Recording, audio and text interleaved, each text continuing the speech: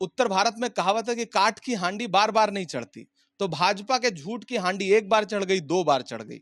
अब कम से कम ये जो उत्तर भारत है, जो हिंदी पट्टी है, यहां तीसरी बार तो वो काठ की हांडी नहीं चढ़ने जा रही। एक बिहारी सब पर भारी, यही तय भी करते हैं चीजों को, तो ये परिचित हो चुके हैं। सबसे ज्यादा महंगाई से त्रस्त यही लोग हैं। तो ऐसे में अगर इन्होंने ये कह दिया है कि हम 40 में 40 जीतने जा रहे हैं, तो बिहारी जो कह देता है वो तो करता ही है। मुझे लगता है इस देश का अधिकांश मीडिया जो है वो भारतीय जनता पार्टी के साथ है, खुल करके साथ है।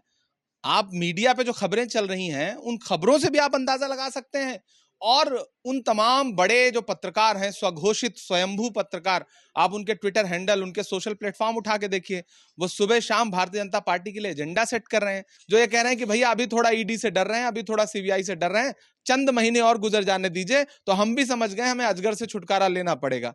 तो एनडीए में भगदड़ मचने जा रही है। दरअसल कौन प्रधानमंत्री बनेगा, किसकी अगुवाई में देश एकजुट होगा। कांग्रेस पार्टी भारत जोड़ो यात्रा कर रही है और इस संबंध में पटना पहुंचे हैं इसके सीनियर लीडर हैं और अल्पसंख्यक के राष्ट्रीय अध्यक्ष हैं इमरान प्रतापगढ़ी साहब और राज्यसभा सांसद हैं। सर, आप लोग कह रहे हैं भारत जोड़ो यात्रा और लगातार बीजेपी कह रही है कि कांग्रेस जोड़ो यात्रा है। नहीं, अच्छी बात है कि बीजेपी इतना परेशान है कि वो कांग्रेस को जोड़ना चाहती है। हालांकि आधे से ज्यादा बीजेपी इस समय कांग्रेस से ही बनी है, कांग्रेस के ही लोग टूट टूट के गए हैं, तो बीजेपी बनी हुई है। ऐसे में उनका सारा ध्यान इस समय इस बात पर है कि कांग्रेस जोड़ो। देखिए, यही बुनियादी फर्क है भाजपा और कांग्रेस में।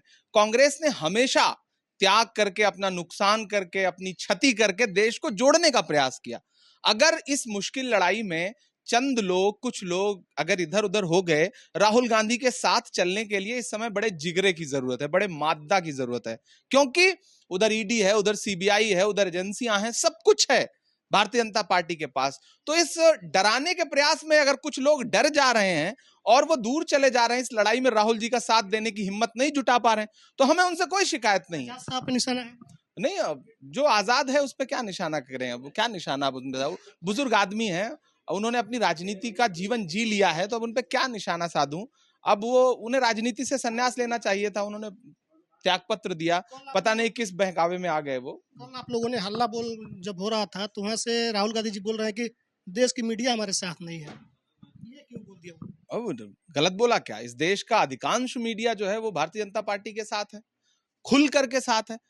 आप मीडिया पे जो खबरें चल रही हैं, उन खबरों से भी आप अंदाजा लगा सकते हैं।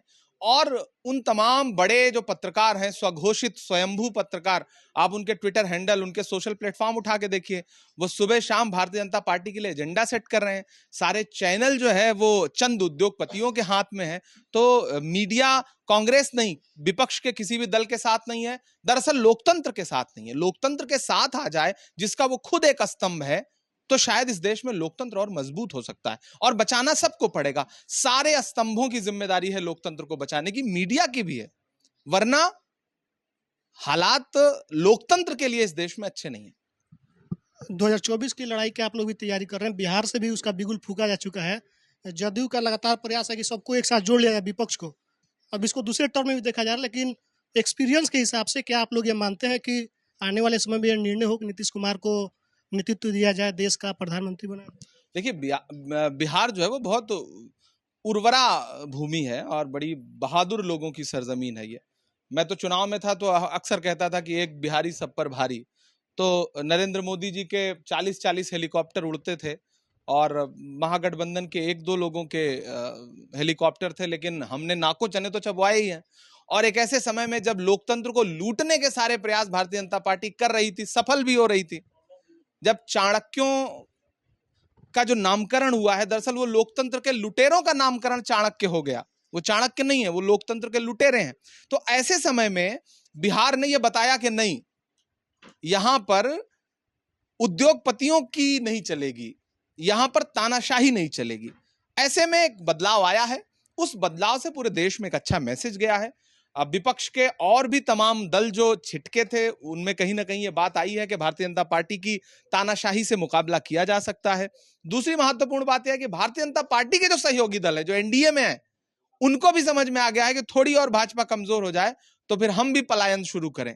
ऐसे तमाम सहयोगी दलों को मैं जानता हूं, जिनके नेताओं के हम लोग संपर्क में भी हैं, जो ये कह रहे हैं कि भैया अभी थोड़ा ईडी से डर रहे हैं, अभी थोड़ा सीबीआई से डर रहे हैं, चंद महीने और गुजर जाने दीजिए तो हम भी समझ गए हमें अजगर से छुटकारा लेना पड़ेगा। तो एनडीए में भगदड़ मचने जा रही है दरअसल।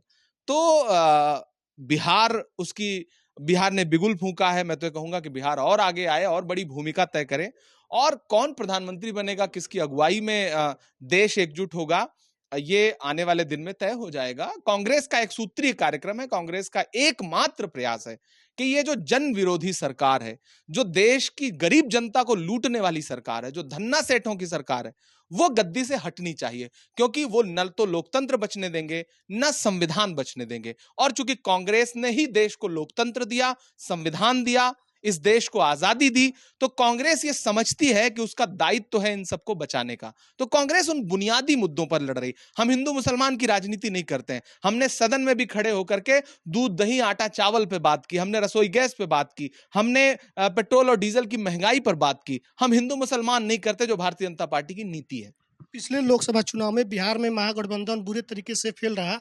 इस बार ऐसा क्या लग रहा है, क्या कुछ हो गया है कि आप लोग महागठबंधन दावा कर रहा है कि 40 में 40 सीट ला लेंगे, क्या कुछ हुआ ऐसा? हाँ, कुछ तो हुआ ही है। अगर कुछ ना हुआ होता तो भारतीय जनता पार्टी इतनी बौखलाई क्यों होती? भारतीय जनता पार्टी की बौखलाहट बता रही है कि कुछ नहीं बल्कि बहुत कुछ हुआ है। देखिए, उत्तर भारत में कहावत है कि काठ की हांडी बार बार नहीं चढ़ती। तो भाजपा के झूठ की हांडी एक बार चढ़ गई, दो बार चढ़ गई। अब कम से कम ये जो उत्तर भारत है, जो हिंदी पट्टी है, यहां तीसरी बार तो वो काठ की हांडी नहीं चढ़ने जा रही। नरेंद्र मोदी जी के झूठ से देश परिचित हो चुका है। बिहार, खासतौर से उत्तर प्रदेश, झारखंड, छत्तीसगढ़, ये जो राज्य हैं, यही तय भी करते हैं चीजों को, तो ये परिचित हो चुके हैं। सबसे ज्यादा महंगाई से त्रस्त यही लोग हैं। तो ऐसे में अगर इन्होंने ये कह दिया है कि हम 40 में 40 जीतने जा रहे हैं, तो बिहारी जो कह देता है वो तो करता ही है, मुझे लगता है, पूरा विश्वास है मुझे। Thank you sir. हमारे साथ इमरान प्रतापगढ़ी साहब थे, तमाम बातचीत हुई। जो भी आपकी प्रतिक्रिया कमेंट बॉक्स में लिखिए, फेसबुक देख रहे हैं शेयर कीजिए, यूट्यूब देख रहे हैं चैनल को सब्सक्राइब किया। धन्यवाद।